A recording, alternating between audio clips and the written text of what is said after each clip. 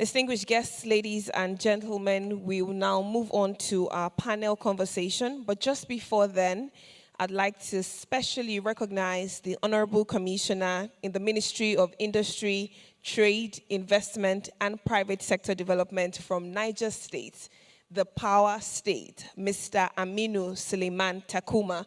Thank you very much for joining us this morning, now afternoon. Thank you very much, Honorable Commissioner, for lending your voice to this cause. But we also know and we're confident that Niger State will be fully represented in Algeria come September 2025. I'll start by introducing the moderator for this panel conversation. When I do, please give her a round of applause. Mojibade Shosoya. That's me. Thank you.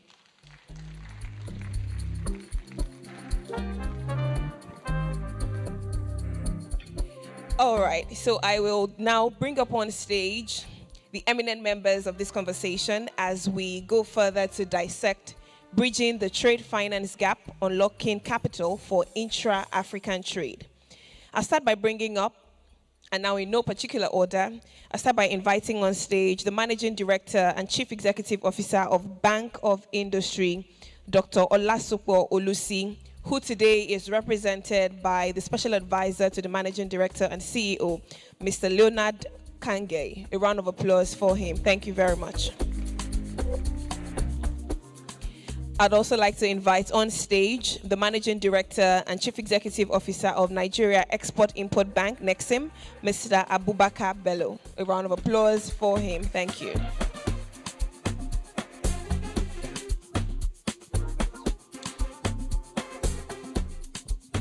Also joining this panel, we have the President, Pan-African Manufacturers Association and Executive Director, Dangote Group, Engineer Mansour Ahmed. A round of applause for him. Thank you.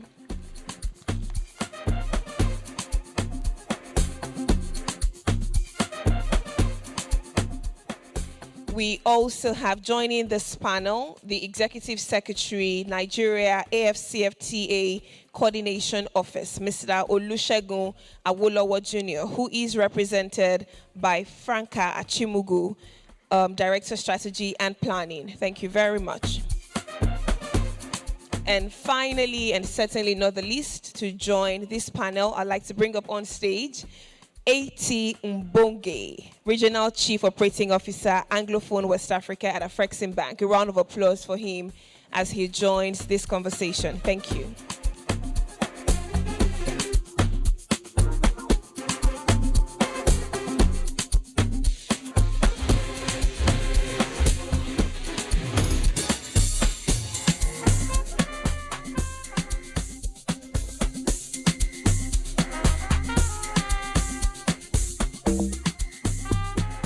All right, before we start, can we give a round of applause to all of my panelists? Thank you very much. Please don't be tired. Thank you. All right, thank you very much. Now, like I stated earlier, we'll be speaking on bridging the finance gap, unlocking capital for intra-African trade. Let me start by making this and just establishing this. We do have a trade finance gap that is estimated at $120 billion. And so what this panel will do, will examine financing solutions for intra-African trade. Without wasting any further time, we'll get started with the conversation. I think when we're looking at challenges, we should do a root cause analysis and find out why there is that gap. So my first question is, what do you think are the root causes of Africa's trade finance gap, and how do they specifically affect intra-African trade? Let me start with Mr. Leonard Kange.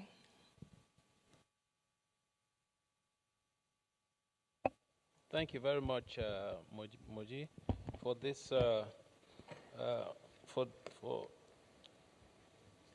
handling this panel. I would also like to thank the AfCFTA Bank for all the good work they have been doing on intra-Africa trade. It's wonderful to see all the achievements that they have done. Now, when you're talking about the huge gap that in financing that is available for intra-African trade. A number of things are responsible for this gap. I think the very first one is looking at African countries. There are challenges, fiscal challenges, there are perceptions of risk, where if you want to raise money, for instance, internationally, they look at what is your country risk rating. If you are an enterprise or a company that is located within that country, there's also the other thing that the rating agencies use, which they call it the country ceiling. What that means is that it doesn't matter how well you do as an industry, so long as you're located in that country, you're subject to that ceiling, which is the rating that has been provided for that country.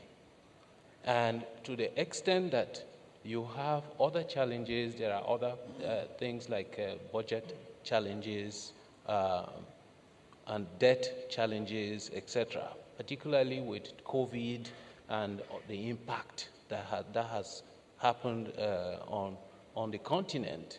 What has happened is that you're seeing countries being downgraded because unemployment, there are fiscal challenges, and all of those things. This is a vicious cycle because why do I say that? You need to raise these kinds of capital, 120 billion annually. Where are you going to find that money? And when you find that money, it has to be the right kind of financing because you have industries that need to produce. And one of the key challenges with that is that you have a situation where, I think it was Aliko Dangote at one of the panel discussions where he said, every time you export raw materials, you are exporting jobs. And when you import finished goods, you are importing poverty. So this is one of the key paradoxes that we have. It's been said here repeatedly, we need to produce. We need to develop our MSMEs. We need to support our women-led businesses, youth-led businesses, etc. And one of the key challenges for that is being able to add value rather than keep sending raw materials abroad. Because what happens is, if you do that, first they take the raw materials, they take it outside the country, they go and add value to it, create jobs in their own countries, then they ship the finished goods back to the country and they sell it to you at multiples of the prices they paid when they were taking the raw materials out. This cannot continue. So these are some of the key challenges that are causing this gap. Now, at Bank of Industry, we recognized this. And so what we have done is to see how we can raise capital that is sustainable, is cost-effective for the right tenors to support industries. Because our job is to help add value, help industries to add value, so that rather than exporting raw materials, you add value to export or to produce finished goods, which are then used in the local market and also exported. These are some of the key things that we need to do. Now, for you to support industry and help industries to grow, you need capital that is very patient, at least 5 to 7 to 8 years. 2, it has to be priced very right, as in single digits, low cost capital. Because think about it, if you are an industry and you want to, say, put in another manufacturing line or expand or grow your business, and you have a project that you want to implement, and let's say you apply, in Nigeria, average interest rates are what, about 25%, 30%, etc. You apply 30% to that project. Tenor, maybe 2-3 years, because anything higher than that is difficult to find. By the time you apply those indices, that business, that project is dead on arrival, because there's no way you can sustain that kind of debt. So our focus has been to raise money that is at least 7 to 8 years, if not more.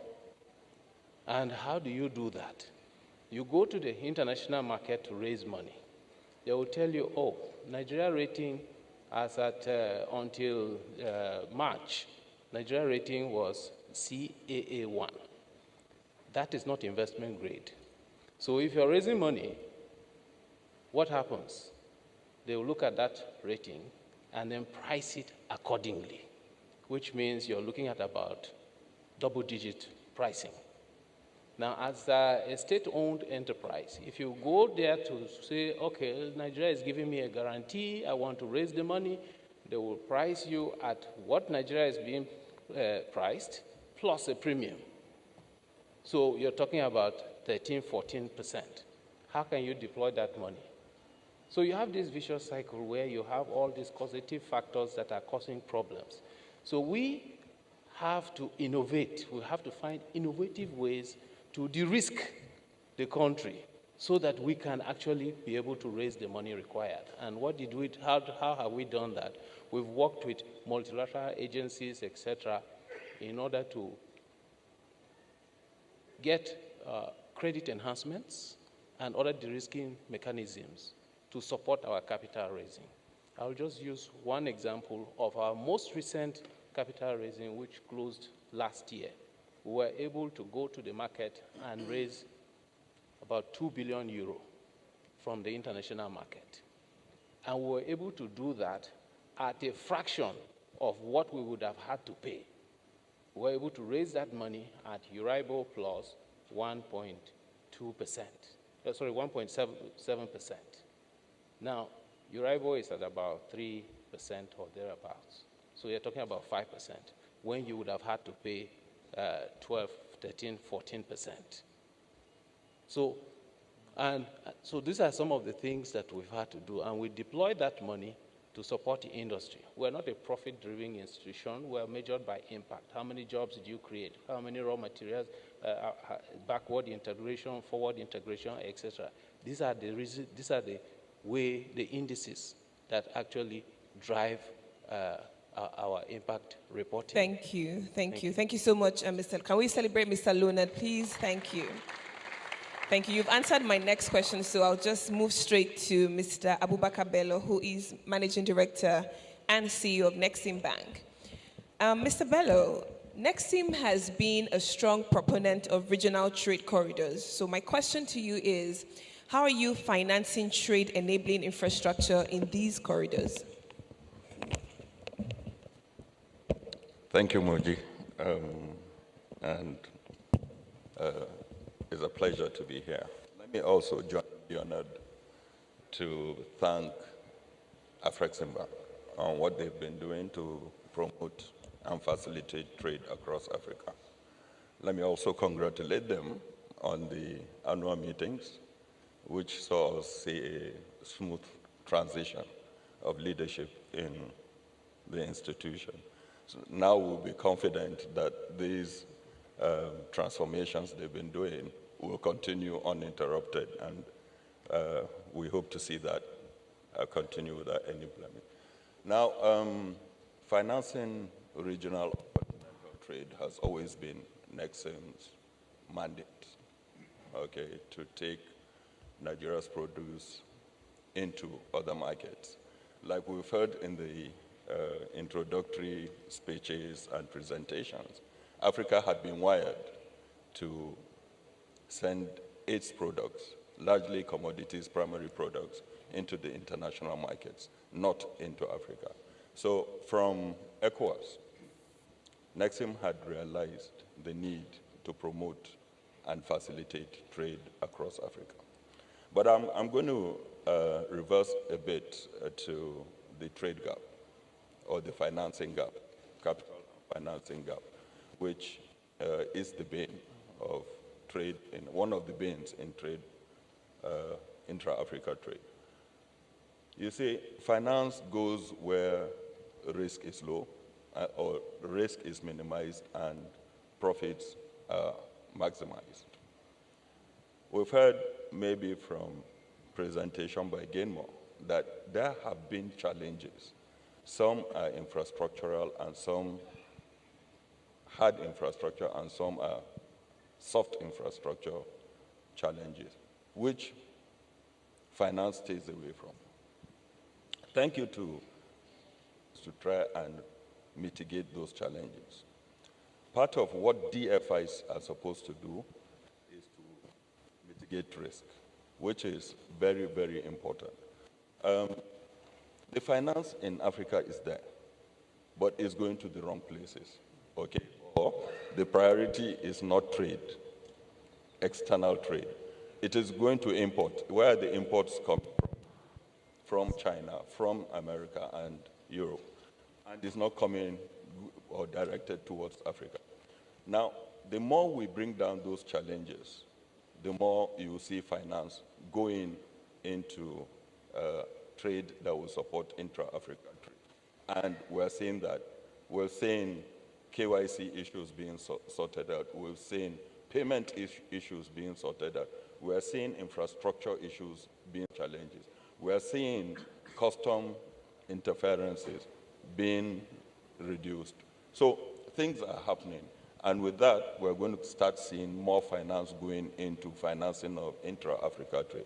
On the part of Nexim, like you've correctly mentioned, from the beginning, we have tried to promote trade within Africa, at least from West Africa.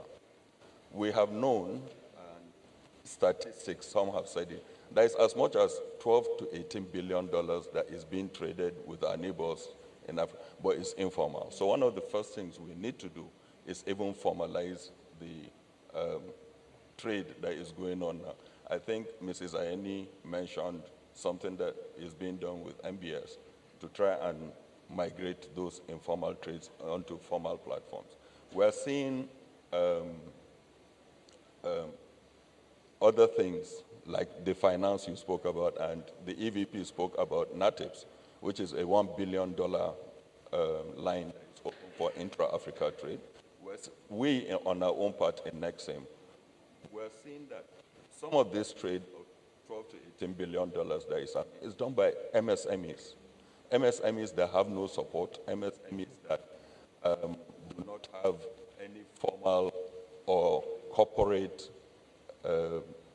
being or identity that are doing those trades. And we're saying, come to us at Nexim. We've created products for you, for women and youth, for small and medium enterprises that is accessible to you, that will help to scale up the business you're doing across the borders. We're also engaging other ECAs across Africa. To now say, not all financing is money-backed. Okay, there is financing that is instrument-backed, that between ECAs can make that transaction happen without involving money. So one of the ones we're dealing with and opening lines is CAJEX, which is the Algerian Export Credit Agency. We're working with Nexim of Ghana, some of the things we're trying to do, so that we will try to close that gap, bridge the gap that is already identified of 120 billion by having those collaborations with other multilateral institutions across Africa. AfCFTA has done its own. Other DFIs need to stand up. Other commercial banks have to stand up and try to close that and bridge the gap. Thank you. I love that call to action at the end, because we can't rule out the importance of collaboration, because alone we can do so little, but of course together we can do even much more. Thank you so much, Mr. Bello, for that. Now I'm going to move to you, Engineer Mansur. You are president of PAMA, and I'm going to ask you a question in terms of challenges that manufacturers face when trading within Africa. So what are these challenges that are common amongst manufacturers when trading within Africa? And then the part B of that question is, how do you think financial institutions should respond to these challenges? So it's a part A and B question. Yeah. Thank you very much. And let me join my colleagues to really congratulate AfCFTA Bank and its partners for the tremendous progress that have been made in African integration and in expanding trade within Africa and African trade generally. I think I was in the first, the second, and the third IATF, so I have seen this progress almost really very clearly. And I think really AfCFTA Bank and its partners need to be congratulated, because we may not be where we are, but I think we have made tremendous progress over these last 5-6 years. Now, to come back to your question, the challenges that you have asked me are challenges that we've been talking about throughout this morning. All the speakers have highlighted some of these challenges, and they're all basically in 4 buckets. Challenges of, availability, the gap of the financial gap you talk about, challenges of access, challenges of environment, particularly the policy and operation and regulatory environment, the issues of integration that we've talked about. Now, I believe that in each of these challenges, we have to look at the problem from 2 perspectives.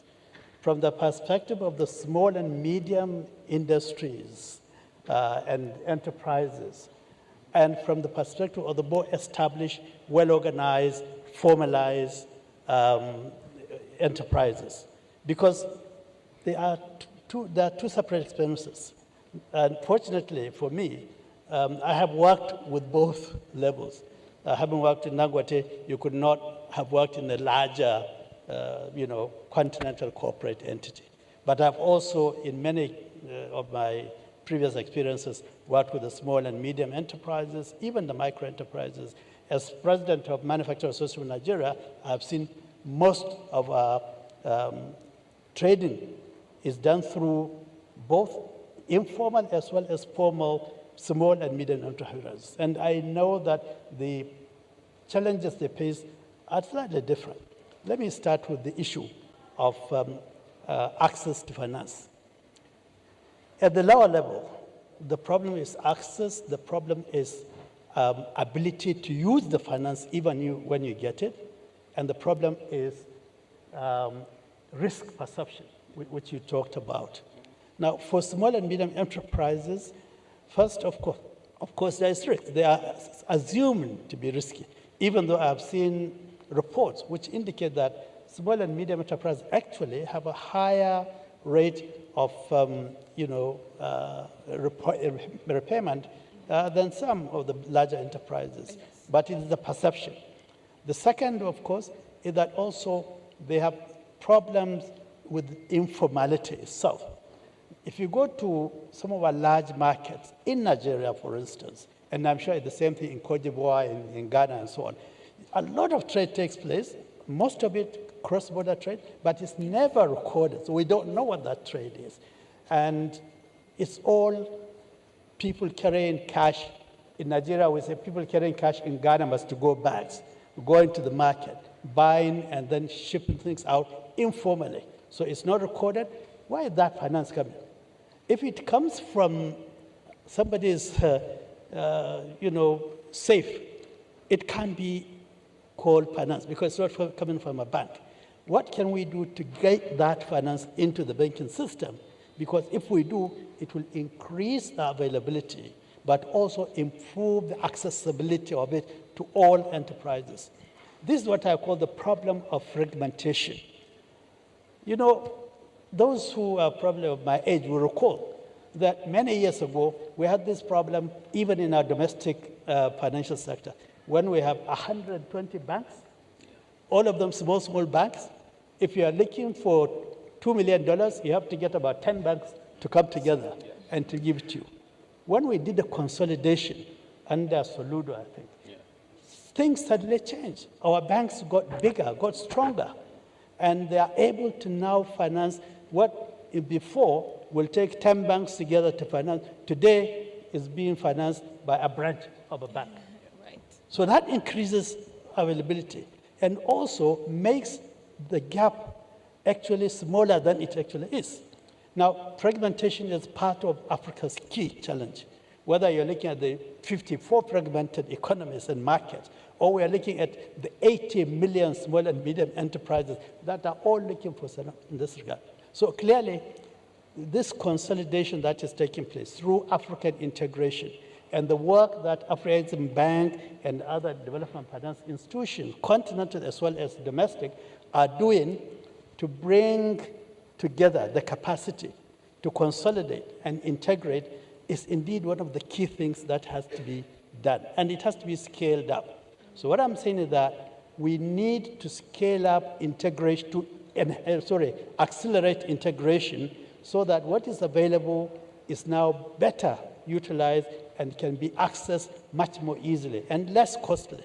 Because I'm sure bankers here are aware that if you have to address the demand of 1,000 applicants, right, to give each of them $1 million, that's 1,000 million, that's 1 billion. It's the same cost as if you are giving one person 10 billion. So by consolidation and integration, you can actually access improve access and also improve efficiency of financing. The other element, of course, we have talked about again, is the policy and regulatory environment, particularly cross-border policy and regulatory environment. Until we harmonize our policies and our regulations across borders, it will continue to impede the speed of African trade and African integration very much. And so what, again, AfCFTA is seeking to do is to harmonize these policies. And it needs to be harmonized across the various key requirements for effective trade. Let's take, for instance, about quality. You take your product across to Ghana, and the requirements in terms of quality changes. And you go to Kenya, probably different requirements. So it's important, again, to harmonize these quality requirements. And I'm glad that the AUC is now actually putting together frameworks that try to bring, enable our various countries to harmonize their policies. Not necessarily to have the same policy, but to harmonize so that, for instance, requirements can be adjusted very quickly. I'm delighted to be a member of the Pan-African Quality Council, and this is very, very important work. And it has to be done in each of the various policy and regulatory areas so that our traders, our SMEs, can now move across borders in terms of regulatory compliance much, much more easily. The last one, if you permit me, is scale. Scaling is, to me, a very critical requirement for effective intra-African as well as expanded African trade, because that is what reduces cost tremendously. If you are producing 10 items, you can't compare your effectiveness, your efficiency, and your cost with somebody who is producing 1 million items. Because the cost of setup, the cost of incorporating technology to improve quality is a huge percentage of the small operator, and yet a small percentage of the large operator. Let me give you an example. The Dangote refinery, which I had the opportunity to work with for over the years, installed a quality control laboratory, which today is perhaps at par with any other quality system across the world. And that is why Dangote is able to export aviation fuel across to Europe within the first 1 year of its operation. If it is a small mini refinery, as many Nigerians have been talking about, there is no way they can achieve that quality. And I think if some of the discussions that went around in our papers actually highlighted that. So scaling is very important. And one way to improve scaling is twofold. We said more investment, but also aggregation. We will continue to have to rely on SMEs to expand trade across Africa. But for them to be able to achieve the effect of scale, there is only perhaps one way to start bringing them together. And that is why, hubs like e-visas and so on are very important, so that you can bring the SMEs together and provide facilities and infrastructure at scale that will enable them to use high-level technology without having everybody to import it to install his own. Thank you. Thank you so much, Engineer Man. So can we give me a round of applause? Thank you. I'm enjoying this conversation because now you have touched on something that would lead me to Franca. Franca, so this is for you. Now, we're speaking on the Nigeria AfCFTA Coordination Office, and my question is, how is your office working with Nigerian financial institutions to operationalize trade under AfCFTA?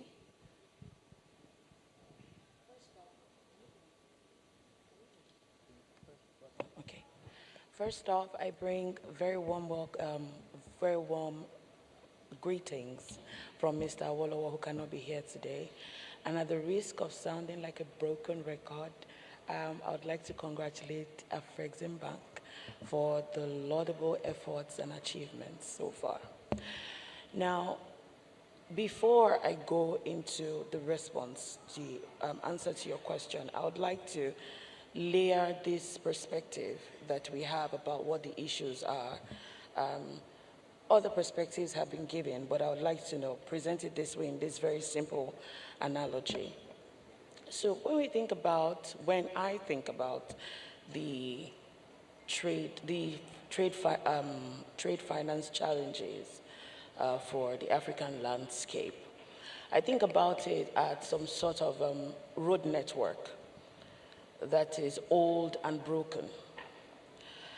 And I think about the traders as drivers on these roads that are trying to get their products from market to market. Now, these drivers on these roads face a number of challenges.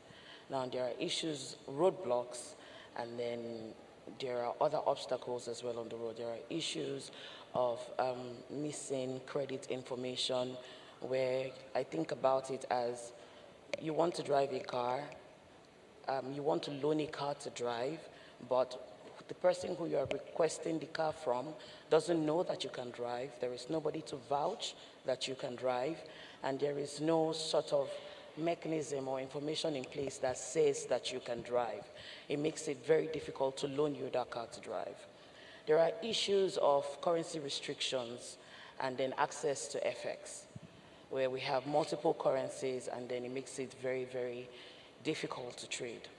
There are issues of informality, and this is actually a very big issue considering the fact that the SMEs are the ones who dominate the trade space. They make up 80% of the trade space, and most of them take part in informal trade. We have those issues.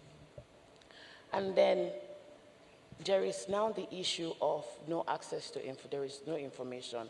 And then you think about it as, on this journey, these roads that are old and broken, there are no signs or maps. Now,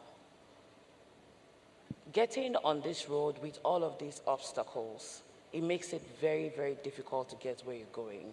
And those who are even able to make this journey come in contact with banks and lenders who are not willing to, because these journeys look high risk.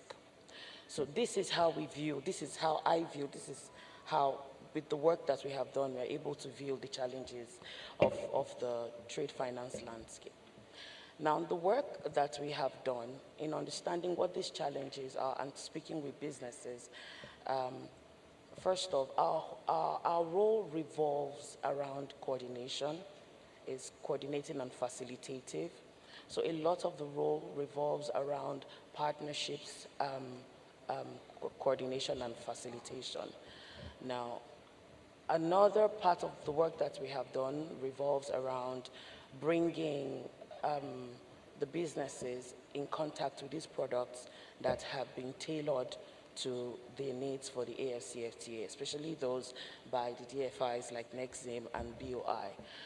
And these points will connect to the work that we are doing on awareness generation and capacity building, beyond market access readiness into, trade, what the trade finance products are, so that these businesses can tap into it. Particularly in the curriculum that we developed for the AfCFTA, Nexim Bank and BOI contributed. We have their products that are available to businesses listed up in that curriculum. And then the third part of the work that we do has a lot to do around policy, advocacy, and input, where we're trying to Sorry, can you speak closer to the microphone? Yeah. Thank you. Secure funding mechanisms that will serve businesses for the AfCFTA. So particularly, these three aspects is what our work has revolved around: bringing businesses in contact with the DFIs, awareness building and capacity building to access these products, and then policy advocacy and inputs to secure funding for businesses. All right, thank you. So, but I want you to answer a second question before I move on to AT. And the second question is, what is the vision for localizing the AfCFTA Adjustment Fund in Nigeria? Very quickly. So it is expected that So I would also want you to speak close so that people can hear. It is expected that in addition to the fund, we will secure counterpart funding from public sector and private sector. And also expected that it will be anchored, the management will be anchored in local institutions for easy accessibility by businesses. And then it will be used to support businesses who are affected by the tariff changes, used to provide grants for capacity building beyond market access readiness into securing trade finance for businesses. And then the third part of it will be to create special windows for priority sectors. Okay, thank you. Thank you very much. And finally, I'm going to ask AT this question, but just to inform the audience that we'll be able to take about 2 questions from the floor. But before we come to the floor, I'll take 30 seconds parting shot from all my panelists on this subject matter, just so that we're not overflogging the issues. But if you had your way, what would be one solution you would like to prefer? So, AT, your question will be 2 in 1. I would ask you my prepared question, and then I'll ask you to give your parting shot in terms of the solutions that we want to see and what we would like to implement going forward. But my question to you, starters, is what is Afrexim Bank's current trade finance strategy for intra-African trade, and how does this support Nigeria? Thank you, Moji. Good morning, good afternoon to each and everyone. Thanks for being here. That shows the importance of Intra-African Trade Fair. I think clearly, as our Executive Vice President has expanded on and followed by our Director of Trade, Promotion and Investment, the intra-African trade is the core pillar of our strategy being the 6th strategic plan, which is Impact 2026, Extending the Frontiers. In the context of intense geopolitical and economic challenges, we clearly, as Afrexim Bank, we are deliberate and we are going clearly into providing tailor-made solutions into intra-African trade. I think beyond the fact that we are very active into advocacy, advisory, policy engagement, we also provide financing. I think across the board, and it comes out clearly that there's a need for more access to financing. And let me just touch on some of the financial instruments that are clearly dedicated to boosting the intra-African trade. I think one of them being the AfCFTA Africa Trade Facilitation Facilities. It's actually a facility that we extend to commercial banks. We call it AfTraf. And on this is a sort of program that was launched in 2018. And as we speak, we've actually onboarded 533 banks across Africa, with the target being 600 licensed banks. In Nigeria, we have about 20 banks and more actively using the AfTraf, which is basically to confirm letters of credit issued, but also we provide a refinancing option under this AfTraf program. And we can clearly say that this has been impactful for the SMEs, including youth and women, because when we look at the sub-borrowers or the sub-clients that are actually constituting the portfolio of the commercial banks, we clearly can measure how important it is for us to provide this protection when it comes to import finance. The other financial instrument that I want to touch on is basically a global facility. It is meant to support intra-African trade champions, so the African multinational corporations. So what we do is to provide a line of credit that allows African companies to expand their business across Africa and beyond, because the notion of Africa for us has actually evolved, and we're looking at it now as a global Africa, knowing that we have 54 African member states, 12 Caribbean countries, and a focus on the diaspora. So the global Africa is actually very important for us, and we provide tailor-made solutions. So the global facility has actually has helped a number of companies to grow from I would say, medium size to become top-tier local corporates. And it gives them the opportunity for those that are in this room to look at it and to say, if I were to go outside our boundaries, outside the country, which support can I get?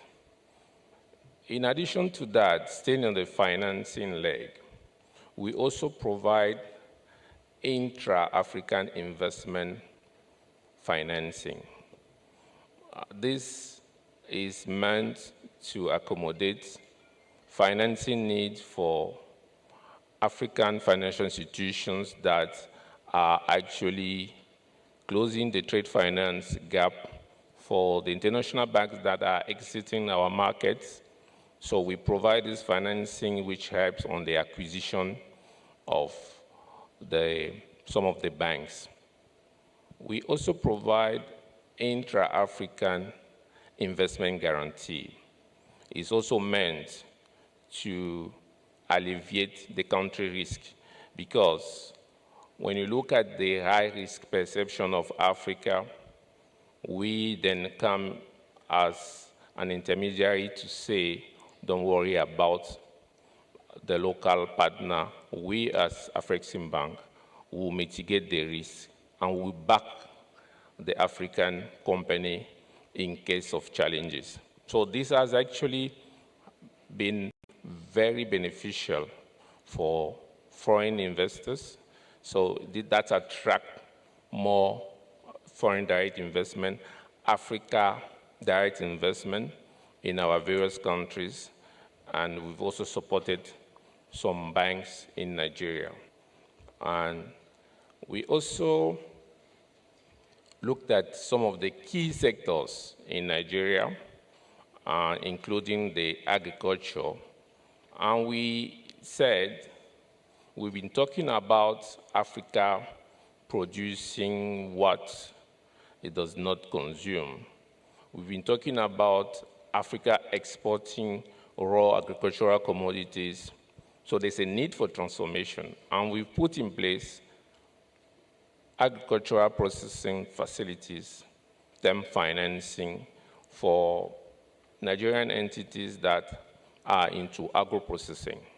To name but a few, we've actually supported entities like Sunbird, John Vent, and we are actually into expanding this portfolio across the agricultural commodities that are active. We're also working with the partners because we have a strong partner in the agricultural sector that allows us, in conjunction with the government and other entities, to support the textile sector.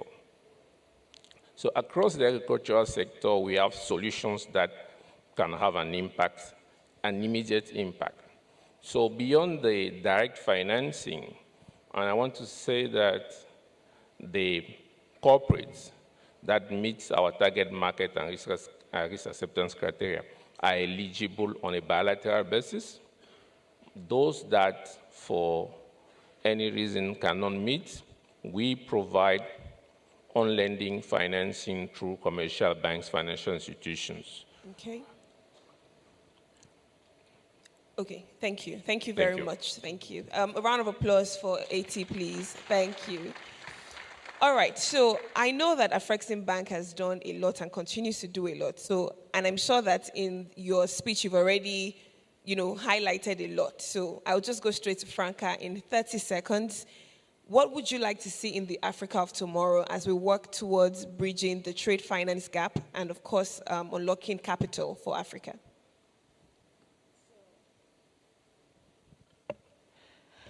I would like to see an Africa that actually works. For Nigeria, I would say this as a call to action.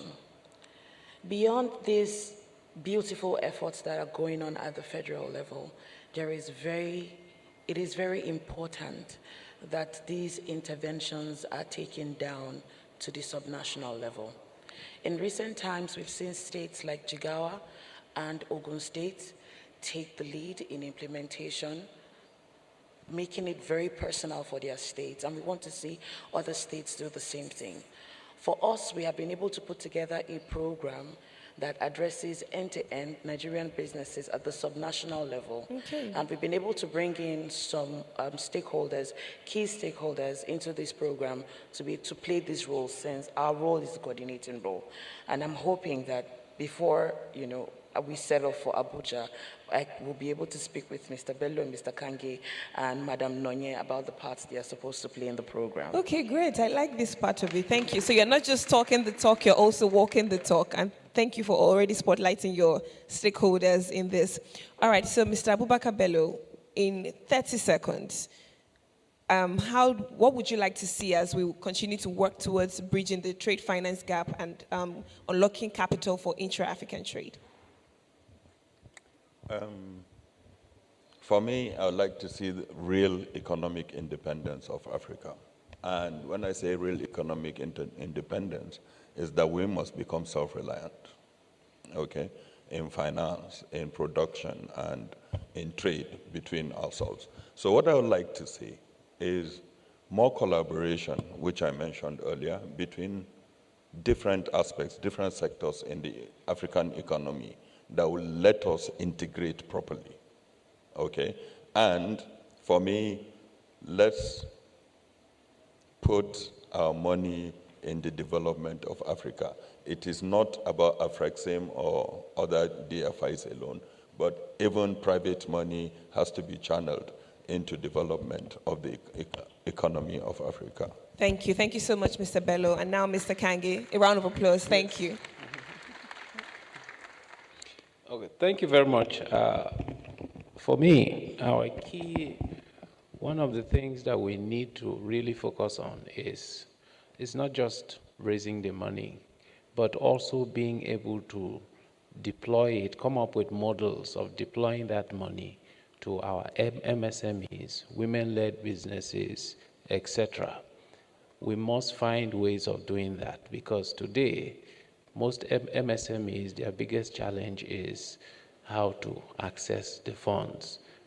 There's always issues of high risk, so banks generally do not like to lend to them.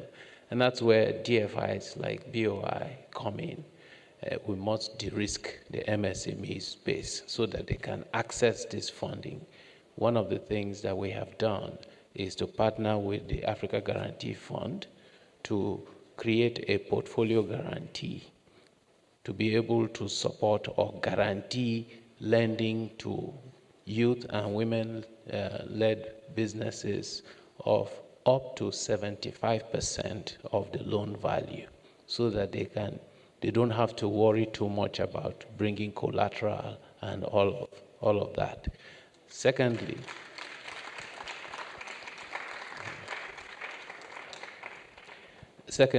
working with the federal government of Nigeria, we have also been able to set up another de-risking organization called the National Credit Guarantee Company, which the president inaugurated just last week.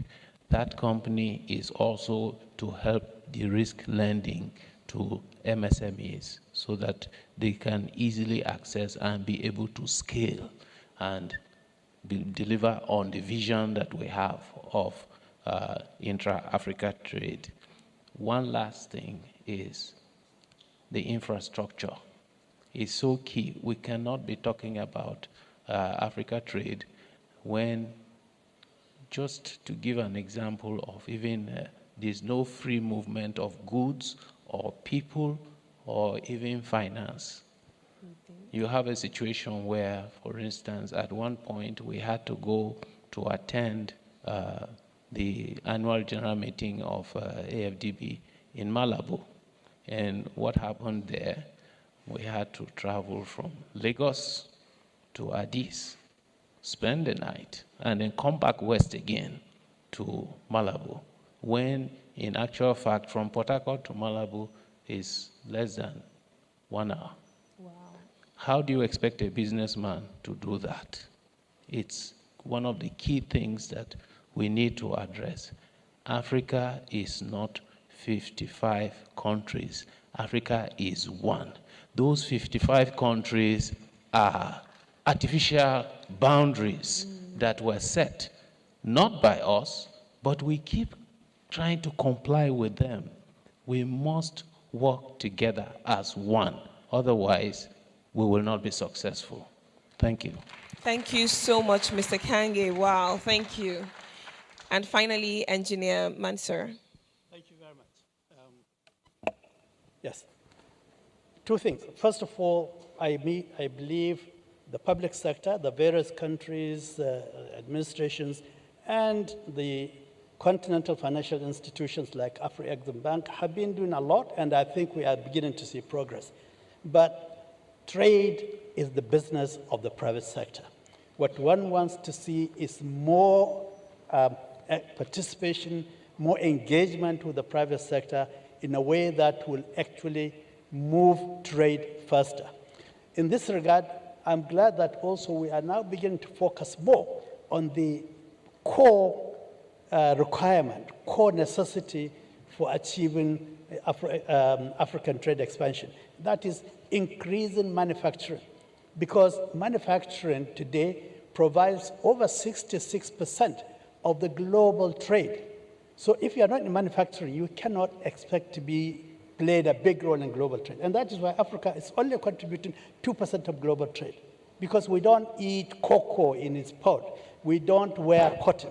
we were manufactured cotton or manufactured cocoa, and I think that is what Africa has to focus on doing.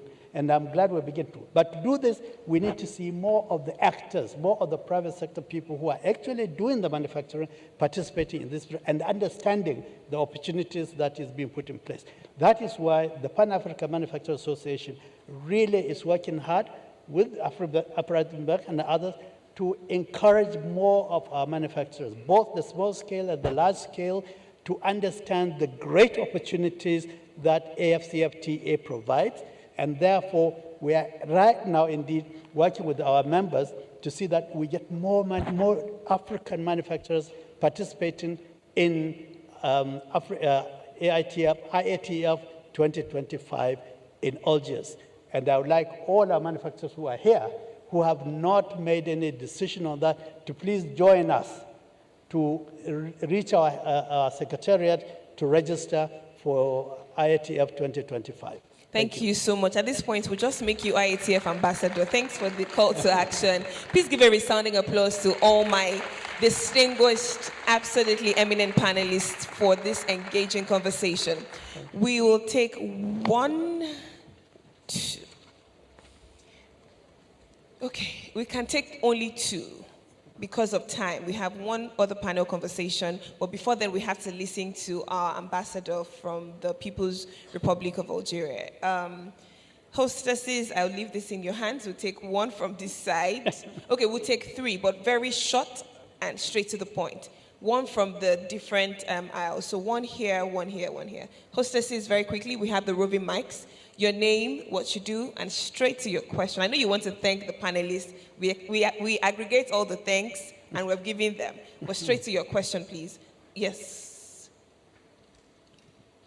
The lady in red and the gentleman, just combine your questions. That's what we're talking about, collaboration. Just combine.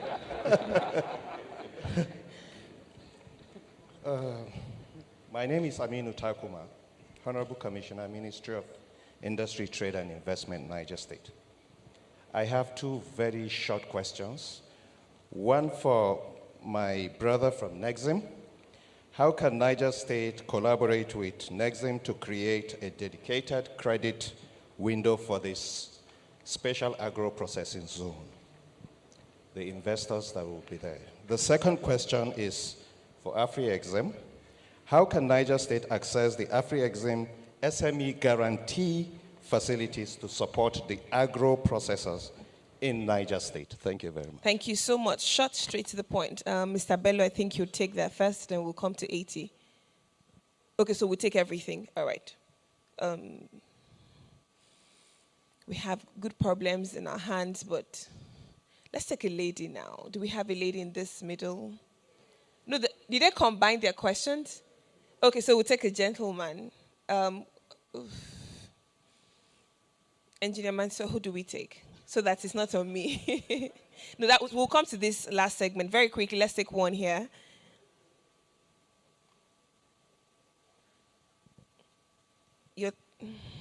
Engineer Mansour, please do the honor so that they don't wait for me outside.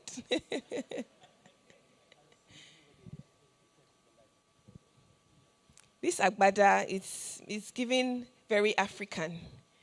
So we can take him, and then we can take the other man in glasses because he was very resilient with raising the hands. Straight to your question, please. Your name and your question. My name is Ahmed Mohammed Salisu. I am the founder of AgriSale and also from the computer science department. I'm not sure that your microphone is working well. Can we get another one? Or can you just step forward and use mine?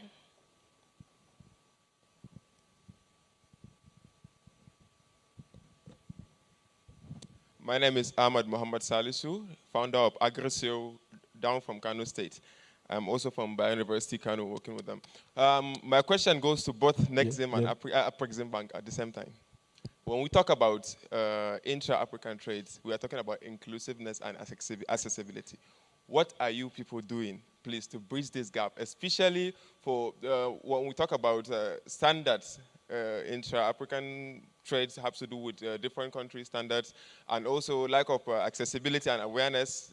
Most of our traders, most of our exporters or trade men here want to go into international trading, like we can say intra-African trading, but lack of awareness people will be saying like, no, this one is for the high-ranked people, or I think this all has to do with people are not aware of what are the steps if I want to start exporting or importing something into Nigeria. To Africa. Into Africa. Within Africa. To Africa. Yeah, sure.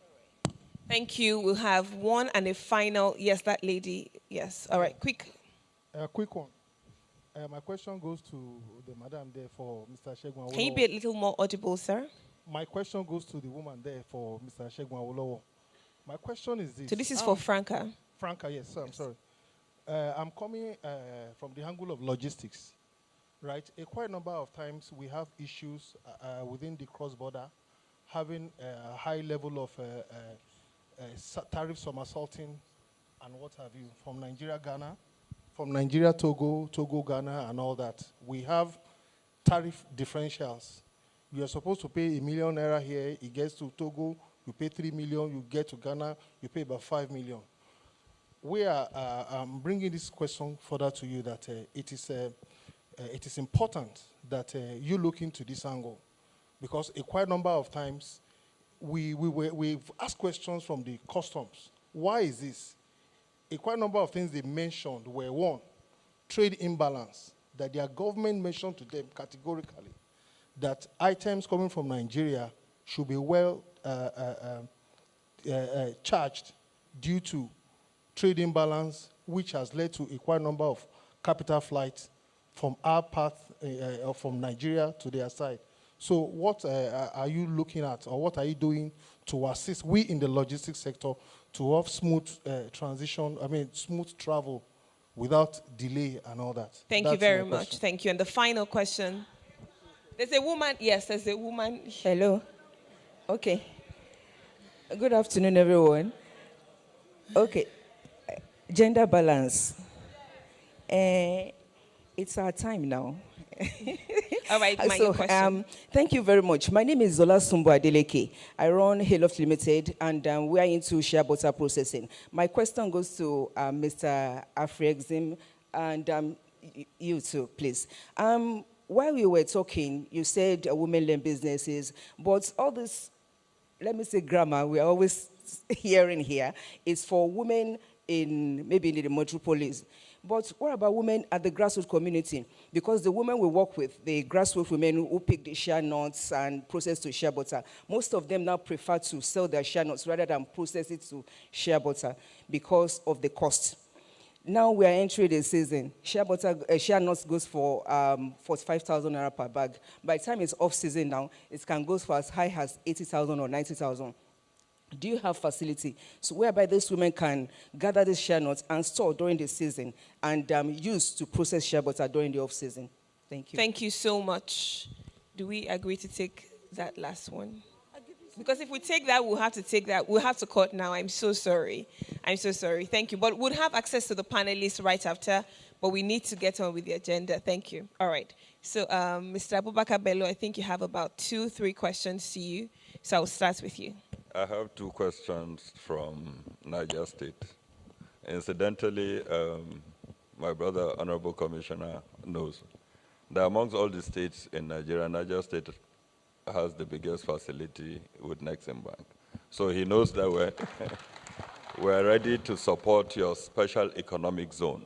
So even to show what is possible, Saudi Exim has, through Nexim Bank, approved a facility for Niger State, which is going to cultivate at its fullest 50,000 hectares of land using the river. You know, River Niger passes from the beginning of Niger State. But Nigeria's agriculture has always been rain-fed. And this facility is supposed to enable dry season farming. And already we've approved a $10 million pilot to do 5,000 hectares of land specifically for export. And we're hoping that the special economic zone and processing zone that you spoke about is going to do the processing that will enable us add value before we export again to Africa, not to Europe. Then secondly, you also asked, you asked about how we can support intra-Africa trade, right? And that is why we're here today. The first thing is that the fair opens up markets for you. The information that you need, the facilitation that you need, and so on and so forth. I know why you're asking Nexim and BOI rather than AfCFTA Secretariat that question, is the funding. So once you have the market and you have the product that you can trade across Africa, then you can come to either Nexim for trade or BOI for processing of that product into a value-added product, and we will facilitate its export into another market within Africa. We are so committed to seeing that that intra-Africa trade happens that for me, and I don't know about BOI, but for Nexim Bank, that is our priority now. Rather than fund export to Asia, we'll rather fund to Cameroon or to South Africa. Thank you so much. Thank you. All right, we'll take Franca, then we'll take AT. Mr. Kangi, I think. Okay, so because I can only speak within the context of the AfCFTA, I can say categorically that we have only had a few trades from Nigeria under the AfCFTA and haven't had such an incident. However, if what you're saying is, if this hasn't happened under the AfCFTA, we need to prepare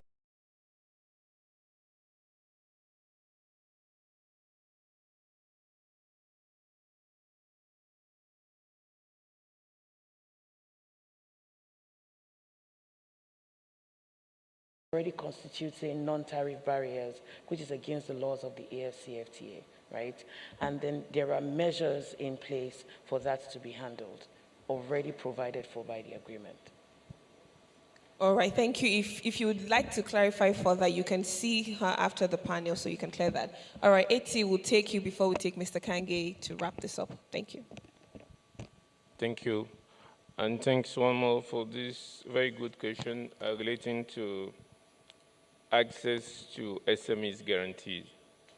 I think there are two ways to look at it. We can provide a portfolio guarantee for a group of SMEs in a specific sector, working through commercial banks locally. But we can also look at it to say, maybe it's not just the guarantee that is required. So my invitation is that after this session, we can actually sit together and get more information. But yes, this support is available for SMEs, so you can actually make sure that in the Niger state or any other, the 36 states in Nigeria can actually benefit from this. So this is one. Let me move to the standard. The good news here is that we are already providing a solution for this. In 2022, we actually commissioned and is fully operational the Africa Quality Assurance Center, which deals with inspecting the made in Africa. The whole idea here, products, is to ensure that whatever is produced in our countries, including Nigeria, meets the international standards. And we are doing it in partnership with Bureau Veritas. And we are also working actively with the Federal Ministry of Industry, Trade and Investment to make sure that we have those quality assurance centers across Nigeria. And we will then be sure that the products, any export, commodity, goods are not rejected because of failing to meet the international standards. So this is already a solution. It's available, I'm happy to expand on that because this is important. On the question relating to awareness, just an example, over the past 12 months in Nigeria, we've actually organized capacity building sessions where we have, in partnership with the Lagos International Trade Fair, Abuja International Trade Fair, Nexim, NEPC, gathered as much as possible, just to name but a few, SMEs to make sure that they are aware of what's going on.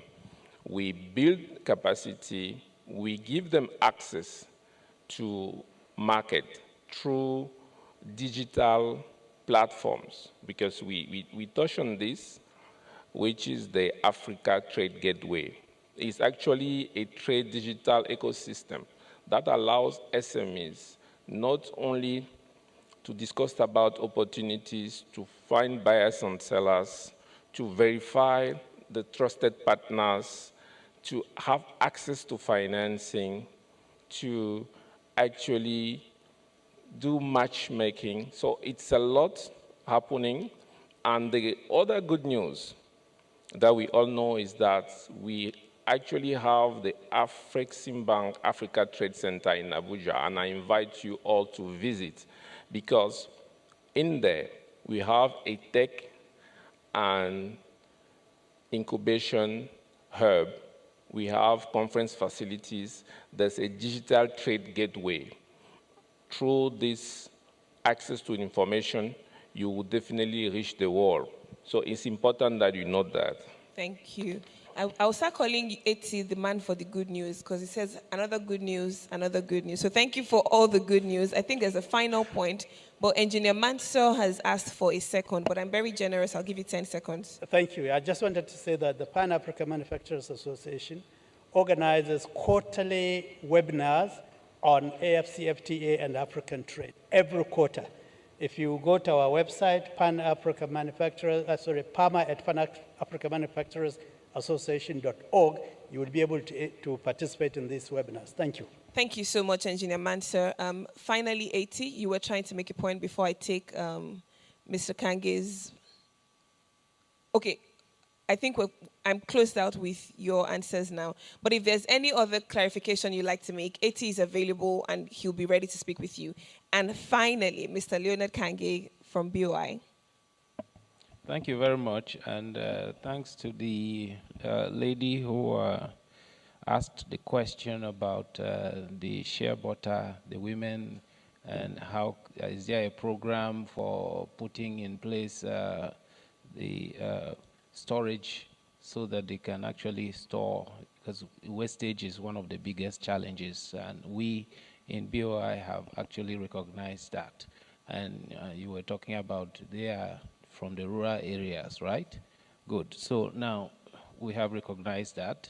And one of the things that we have done is to actually put together a fund which the federal government has also keyed into and has also supported.